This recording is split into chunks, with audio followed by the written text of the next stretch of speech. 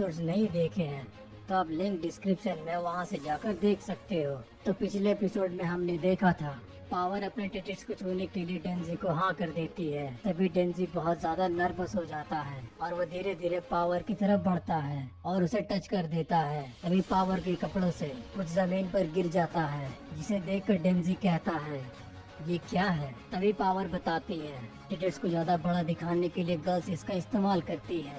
तभी पावर चिल्लाते हुए कहती है तुम्हारे 2 मौके और बाकी है, जल्दी उसे करो और इसे खत्म करो। तभी डेंजी अपना हाथ दोबारा आगे बढ़ाता है। टिटिट्स को छूने के बाद पावर वहाँ से उठ जाती है और डेंजी को जोर से जकड़ कर कहती है तुम बहुत लकी इंसान हो, तुम तो बहुत खुश हो रहे होगे ना अपने गोल को हासिल करके, चलो इसके मजे लो, मैं चलती हूँ। और अपनी बात बोलने के बाद पावर वहाँ से चली जाती है। उस हादसे के बाद डेंजी बहुत सदमे में आ जाता है। उसे 2-3 दिन तक भूख नहीं लगती है और उसे सोने में बहुत ज्यादा दिक्कत होती है। तभी माकीमा डेंजी को अपने ऑफिस में बुला लेती है। ऑफिस पहुंचने के बाद डेंजी कुछ पेपर वर्क कर रहा होता है। बैड डेविल को मारने के दौरान शहर में जितना भी नुकसान हुआ था उन सारे डॉक्यूमेंट पर डेंजी अपने साइन कर रहा होता है। डेंजी का चेहरा उतरा हुआ देख माकीमा डेंजी से पूछती है तुम बहुत शांत लग रहे हो डेंजी, क्या बात है। तभी डेंजी बताता है मैं बहुत लंबे समय से किसी गोल के पीछे भाग रहा था और उसे हासिल करने के बाद मुझे बिल्कुल भी मजा नहीं आया जितना मैं सोच रहा था।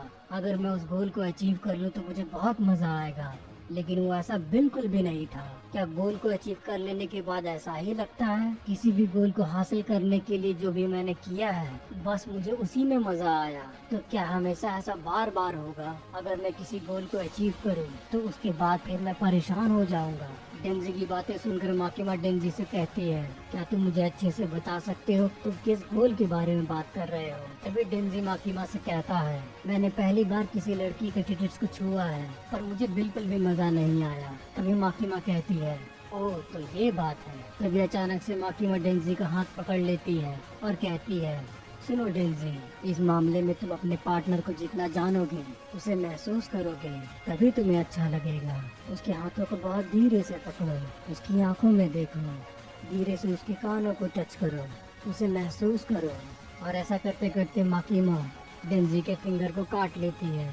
फिर माकीमा कहती है अगर तुम अपने पार्टनर को अच्छे से जानोगे डेंजी तो तुम्हें ये फीलिंग आंखें बंद करने के बाद भी तुम्हें याद रहेगी। और अपनी बात बोलने के बाद माकीमा डेंजी का हाथ पकड़कर अपने टिटिट्स के ऊपर रख देती है। ये सब होता देख डेंजी बहुत घबरा जाता है और वो कुर्सी से गिर जाता है। तभी माकीमा उसके पास आती है और कहती है डेंजी अगर तुम इसे और अच्छे से समझना चाहते हो तो तुम समझ सकते हो, बस तुम्हें अपने पार्टनर को जानने की जरूरत है, समझ गए। उसके बाद मिस माकीमा डेंजी से कहती है अगर तुम होश में हो डेंजी तो मैं तुम्हें कुछ बताना चाहती हूँ एक डेविल के बारे में। उसके बाद मिस माकीमा कहती है 13 साल पहले एक गन डेविल था जिसने सिटी में बहुत ज्यादा तबाही मचाई थी।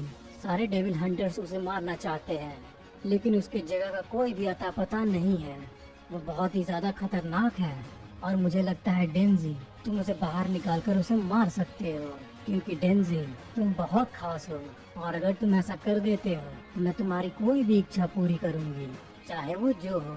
ये बातें सुनकर डेंजी बहुत चौंक जाता है। क्या आप सच कह रहे हो? आप कोई भी मेरी इच्छा पूरी करोगे? तभी मिस माकीमा कहती है हाँ, बहुत पहले इस शहर में बहुत ज्यादा गन वायलेंस के कारण गन की वजह से बहुत ज्यादा डरने लगे और अपनी सेफ्टी के लिए अपने साथ गन लेकर चलने लगे। तभी उस समय अमेरिका में बहुत बड़ा एक टेररिस्ट अटैक हुआ और कुछ ही समय में पूरा शहर बर्बाद हो गया। तभी हमें वहाँ पे एक छोटा सा फ्लैशबैक दिखाया जाता है जहाँ पर एक फैमिली अपने बच्चे के साथ बैठकर